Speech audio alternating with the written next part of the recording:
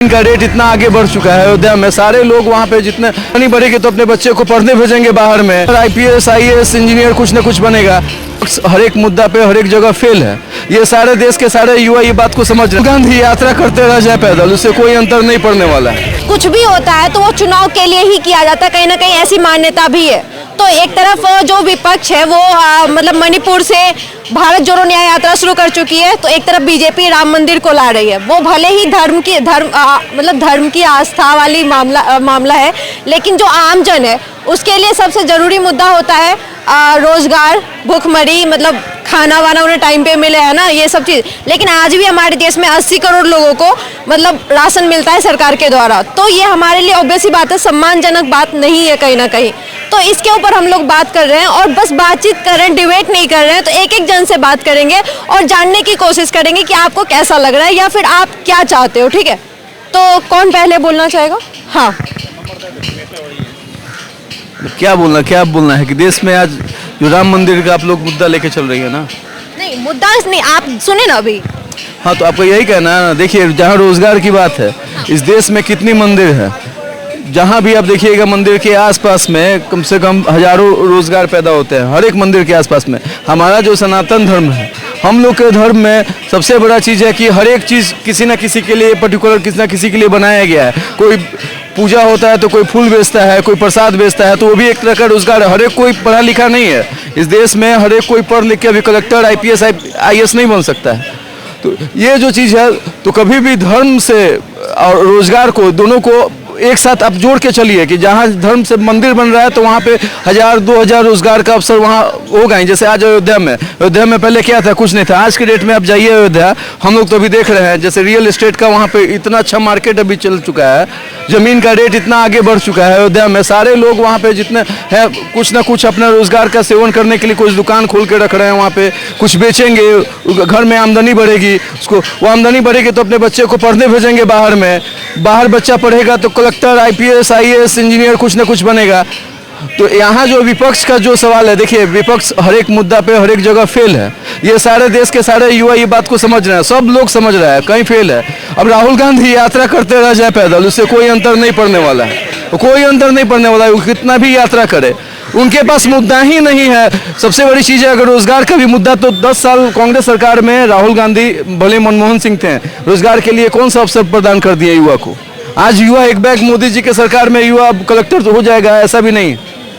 इसीलिए और जहाँ बात है धर्म का बात है, राम मंदिर का मुद्दा, सनातन धर्म में जितने भी हिंदू इस देश में सबसे ज़्यादा संख्या में रहते हैं और उनका मान सम्मान और राम आदर्श है, राम के आदर्श पे आज के डेट में हर एक युवा को चलना चाहिए। हर एक बाप चाहता है कि मेरा बेटा राम बन के निकले। इसीलिए आज के डेट में जो भी है, मोदी जी का कोई विकल्प नहीं है, कहीं से नहीं है, मोदी जी का कोई विकल्प नहीं है। आप सबका यही राय है क्या? एक बार उन लोग को भी दिखा दीजिए। हाँ, आप सबका यही राय विचार है सबका? चलिए ठीक है। अच्छा, नहीं तो इसके बाद में मेरा जो सवाल ये होगा कि सबसे पहले बात तो सर मेरा जो था राम मंदिर को लेके था ही नहीं, ठीक है, वो आस्था का मामला है, बहुत पुराना मामला है, तो बहुत खुशी की बात है वो। लेकिन सर रोजगार को लेके लेकिन सर अभी देश में 140 करोड़ से ज्यादा आबादी है, 140 करोड़ भी नहीं। लेकिन क्या एक राम मंदिर बनने से उन सबको जो आज भी देश में 80 करोड़ लोग सरकार के बदौलत खाना खा पी रहे हैं, ठीक है, उनकी बात कर रहे हैं, जो ठंड में आज भी बाहर सो रहे हैं, उनकी बात कर रहे हैं। कोविड के पहले से, कोविड के समय से इसी सरकार ने, नरेंद्र मोदी सरकार ने 80 करोड़ लोगों को मुफ्त में अनाज दे रही है, अभी तक दे रही है, ये बात पता है। आज भी मुफ्त में अनाज दे रही है। हाँ, आज भी मुफ्त में अनाज दे रही है सरकार। लोग का ख्याल रख रही है। हर एक कोई को देखिए, एक आदमी को जीने के लिए क्या चाहिए?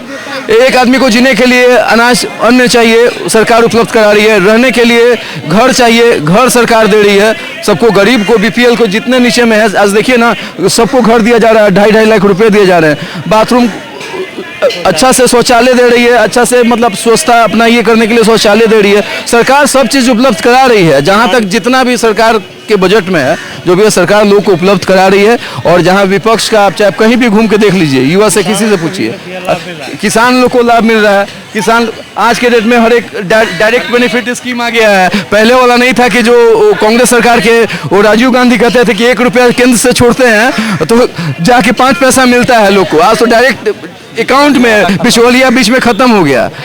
सरकार हर एक जगह पे अपना काम कर रही है, इसलिए धर्म का जो चीज़ है वो धर्म का अलग रहने दीजिए। और जहाँ रोजगार की बात है, रोजगार का अवसर प्रदान सब जगह हो रहा है, इंफ्रास्ट्रक्चर बढ़ेगा जहाँ भी। एक और आपसे ही एक और बात कर लेते हैं। जैसे हमने बात की विपक्ष की, तो विपक्ष अभी भारत जोड़ो न्याय यात्रा कर रही है, ठीक है, तो इसका क्या मतलब मकसद है, इससे क्या होने वाला है? एक जनता होने के नाते आप क्या सोच रहे हैं, कैसे देख रहे हैं इन चीजों को? ये यात्रा भारत जोड़ो की नहीं है, ये भारत तोड़ो और भारत को तोड़ने के लिए और कांग्रेस अपने आप को कांग्रेस अपने आप को जनता से जोड़ने के लिए यात्रा कर रही है, अपने आप को जोड़ने के लिए। क्योंकि 10 साल में कांग्रेस बहुत पीछे चली गई, अब वो जनता से जुड़ने के लिए एक यात्रा पे निकली हुई है, लेकिन लोग को इंटरेस्ट नहीं है इसमें। क्या कह रहे हो सर?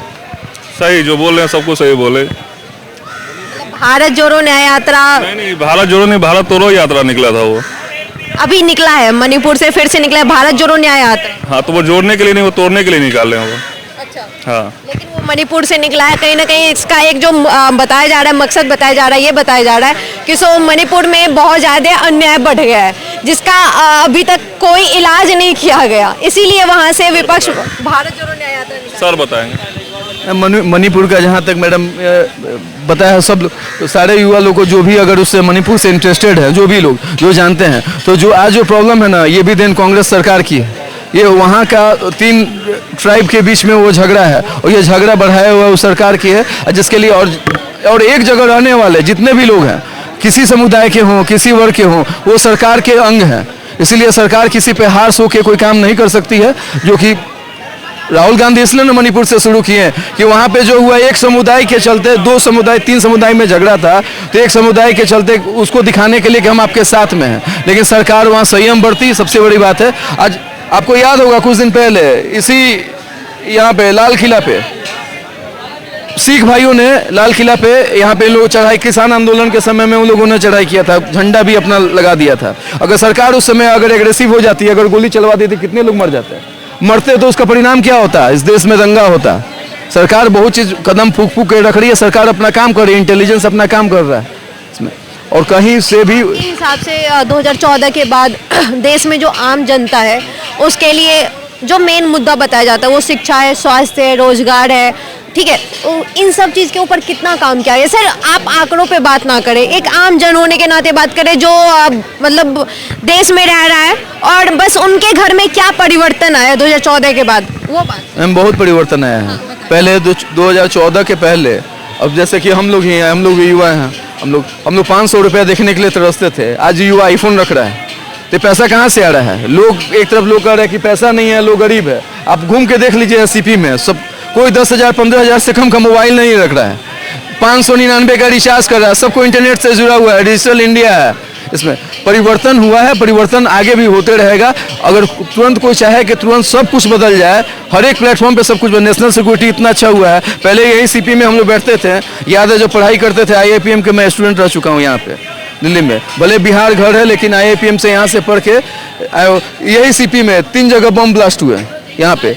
अब बता दीजिए 2014 के बाद कोई ऐसा घटना बता दीजिए जिसमें कि जान माल का नुकसान हुआ हो, जहाँ पे लाखों हजारों लोग मरे हो, जहाँ पे मुंबई से लेके कहाँ कितना बम ब्लास्ट हुआ। उस समय हमारे गृह मंत्री थे, वही दिन भर में 4 कपड़ा बदल के कहते थे कि अच्छा देख लिया जाएगा। अरे हम लोग शांति से, सुखी शांति से, आपसी भाईचारा रहेगा तो देश रहेगा तो प्रगति होते रहेगी। कोई भी आए, आज मोदी जी हैं, हो सकता है कोई हमेशा परमानेंट नहीं होता है, हो सकता है कल कोई और आएगा, लेकिन देश को बांट के नहीं चलना चाहिए। सब लोग एक साथ हैं, खुशहाल है, और सरकार सबके लिए अच्छा काम कर रही है। चाहे अब देश के बाहर भी हमारा नाम हो रहा है, चाहे हम लोग जहाँ पे भी हैं, यहाँ पे भी हैं, तो हम लोग को अपने आप में संतुष्टि है। आपका नाम क्या है?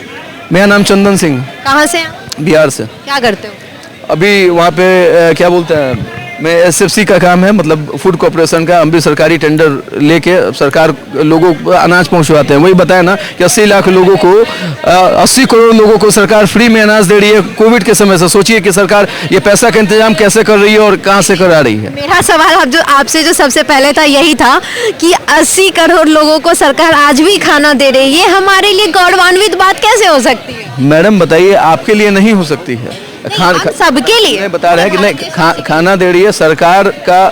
आम नागरिक के प्रति कुछ जिम्मेवारी है।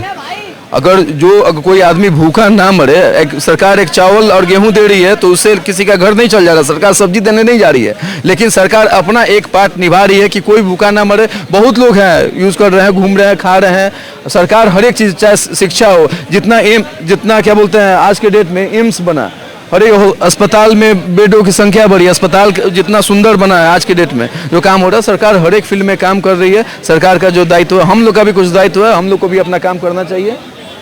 हम लोग केजरीवाल काम करते, केजरीवाल फ्री में मतलब ट्रांसपोर्टेशन का हो या फिर कुछ भी करते हैं, बिजली फ्री करते हैं, तो उसके ऊपर फिर ये क्यों कहा जाता है कि डेबड़ी? नहीं अभी नहीं मैम, केजरीवाल की बात मत कीजिए। अन्ना आंदोलन के समय में जब हम लोग कॉलेज में पढ़ते थे ना, तो अपना कॉलेज बंक करके छोड़ के और अन्ना आंदोलन में हम लोग सब सेवा किए हुए हैं। तो हाँ, एक अन्ना जी का एक दौर था, उसमें केजरीवाल जी आगे अपना चेहरा चमका लिए, लेकिन केजरीवाल जी से ज्यादा बहुरूपिया कोई नहीं है। हम लोग तो देख चुके हैं, क्योंकि हम लोग उनके साथ काम किए हुए हैं। उनसे ज्यादा बहुरूपिया कोई नहीं है। उनको गाड़ी नहीं चाहिए था। हम लोग बैठे थे, भ्रष्ट नेता का 20 गो का सूची बनाए थे और हम लोग जिंदाबाद नीचे बैठ के हम लोग वॉलंटियर का काम करते थे। हम लोग पानी पिलाते थे लोग को।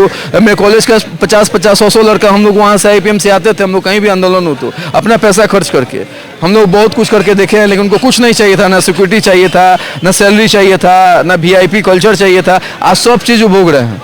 तो केजरीवाल जी का कहना और उनके कथनी और करनी में बहुत अंतर है। और फ्री में जिसको लोग को दे रहे हैं अच्छी बात है। अगर लोग को जरूरत है, अगर सरकार का दायित्व है देना, दे रहे हैं तो अच्छी बात है। चलिए धन्यवाद सर, बात करके बहुत अच्छा लगा। बहुत आपसे भी। जैसा कि आपने देखा, भाई साहब से बात किया हमने और यहाँ पे और भी लोग हैं मौजूद हैं, उन्होंने भी इन भाई साहब की बात से पूरी तरह से एग्री किया।